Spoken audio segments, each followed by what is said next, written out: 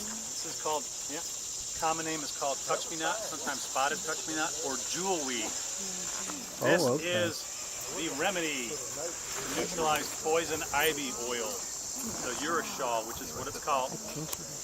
If you get into poison ivy and you know it, and you have access to this plant, and sometimes they grow right next to each other, I would grab a whole plant, break off the root because they come up. They got a pretty shallow root system, and you crush that up and to get the liquid and rub it all over the exposed body parts of that, and it will neutralize those oils in there. Just the root, or? It sure does. Yeah, the gentleman here just said it works good for stinging nettle too. By the way, stinging nettle is a tremendous plant. Yeah. It's a tremendous edible plant. And one of the books that I recommend, authored by Samuel Fair, has a thing about stinging nettle and says that the reason that it has stinging hairs is a testament to how good the plant is. It has to protect itself, otherwise it wouldn't exist. The deer would demolish it. So stinging nettle is not necessarily a bad thing. This also has little, there's a good one. This has little pods on it, and I just kind of squeezed a pod. And in the middle there, I've got 2 seeds in this one. Actually, one of them just jumped out. The reason this was called touch-me-not is when you touch these little pods or squeeze them, they explode and they shoot the seeds out. But the seeds are edible and they're actually kind of good, but it's more of a trailside nibble, honestly, just to take a few more minutes here before I close up.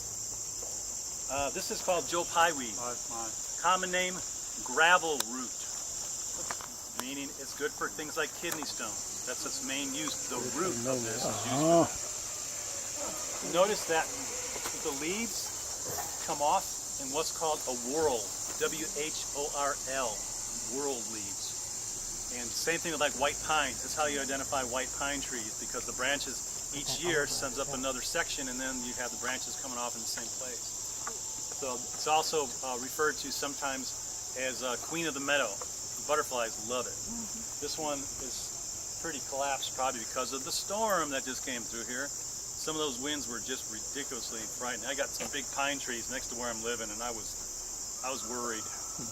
They come down and just demolish a house in a hurry. So that's only good for kidney stones? It may have more uses. I used a dried stalk once to make a hand drill fire with. But as far as I know, its primary use is for stones, kidney stones, gravel root. How one uses it? Gravel root. Probably made into a tincture, or you could probably similar. Yeah. There's actually 2 different varieties. They get it's kind of like more erect. Now, right here in front of me too. Notice how far you have to travel on these plant walks sometimes.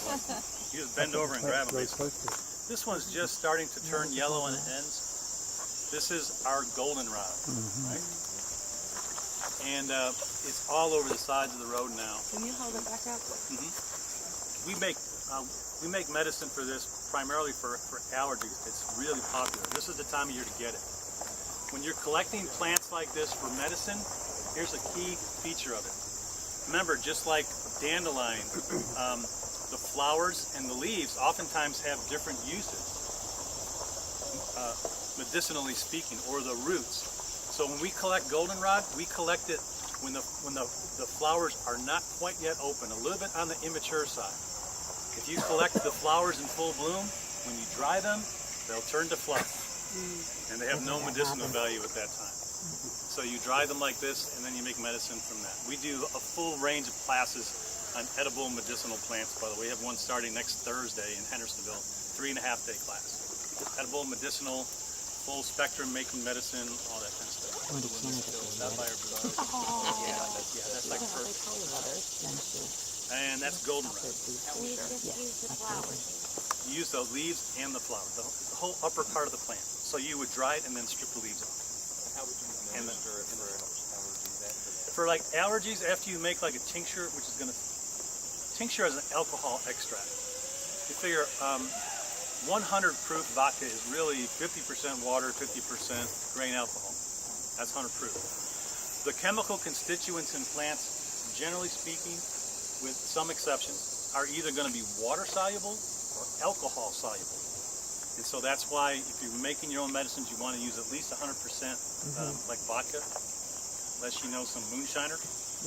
Every gallon of real moonshine you could cut with 50% water and have that much more alcohol. There's a reason that's so heavily regulated. Believe me, there's too much darn money in it. You can't have people run around making their own medicine or whatever you want to use it for. So that's another really, really useful plant, goldenrod here. I think we're gonna step out. Really common. They all get some really nice violets. Jewelweed. Around that but we got this plant here too. This is a broadleaf dock. The root of this plant, along with furrow dock, are used for. However, some of them, particularly the ones that have the white tips, are spicy and almost to the point where it's agitating to the throat. But these leaves here, Bamboo grass? huh? Is it also called bamboo grass? It's possible. That would be a slang term for it. Some people call it jack grass. Could be. Wherever the leaf stem or petiole attaches to the main stalk, there's like a papery sheath that covers that with little hairs that stick up. So make sure that looks like you got violet there, the tallest one sticking out the violet. Again, thank you for actually showing me these plants. I don't want anyone to go, oh, here's a violet leaf and you're eating poison ivy or something like that. That'd be a short weekend for you probably. The flowers themselves, don't eat those. They're just seedy and you can't even really chew them up. But the leaves on many of these species, here you go. Here's one. You can kind of see this. Right in the very center of this, and sometimes they're very pronounced, other times they're not. There's kind of a dark little spot right in the middle of that. It's just darker than the rest of the leaf. And oftentimes it's almost like a chevron type of shape. And so another name for these smartweeds, some of the ones that really exhibit that right in the middle, is called lady's thumb or princess thumb. And as the old story goes, thousands of years ago, a beautiful princess reached down and touched a leaf. And today you can still see the imprint of her royal thumb. So this is edible too. You see it? Yeah, it's just really slight right in the middle. You see it better now? There you go. Yeah. And again, I know very few people that even eat this plant, but it's good and it's abundant. And where you find it, you find a ton of it. Is it tasty? I like it. So the leaf is edible or the flower is edible? You're not going to like the flowers. They're like gritty and seedy. Okay. It's like eating sand that never seems to melt. Yes, it is. Does it have a medicinal value? It takes different shapes. Sometimes it's kind of more club-like. Sometimes it's cheaply too. Do they have a medicinal value? Not that I know of. But An again, edible value.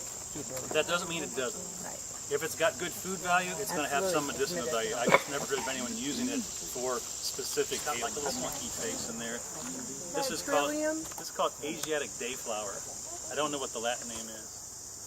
Asiatic dayflower, and this is also technically edible. The side leaves here are kind of ratty, but I would just pull that off and clean it up. When you're eating wild plants, pick the good ones. You got to look your greens, look them over good, and then go, okay. What was that? Asiatic dayflower. And there's a bunch of it mixed in here. Or did I eat the last one? I just ate the teaching aid. I didn't eat it. I like it. These are a bit spicy. No, those are okay. The ones with the white flower tips tend to be a little spicy. And aha!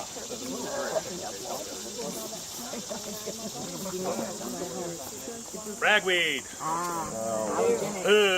This is the lesser ragweed. There's a greater ragweed too, which has slightly, or actually larger leaves. But this is your allergy culprit this time of year primarily. Is there a good purpose on the face of the earth for that? Actually, it is somewhat of an antiseptic. So for cuts and things like that, if you got cut by something, you could take this plant, and again, if you pass this around here, you learn to identify things by using all of your senses. And that means, touch, observation, smell, And if you know it's edible, a little bit of taste. Because think about our school system today as it is, and this is, we all are going through this now like these guys, or have gone through it. How much of our education had much to do at all with hands-on experience? Not enough. It's mostly just the memorization of facts, figures, data, and photos out of a book, taught by somebody that may not have hands-on experience, teaching out of that book and passing it on. So this has a very distinctive smell. So I can match up that file by that if it's not showing the flowers, and I could use that to dress wounds with. I prefer yarrow. If yarrow was here, I'd point it out, but I just haven't seen it here. Mush it up, mush it up, and stuff it in that cut, and wrap it up, and just let it do its madness. That was the ragweed? That's a ragweed. That's the only good use I know for it. Unless you have a neighbor you don't like and you want to invite him over for dinner or something like that.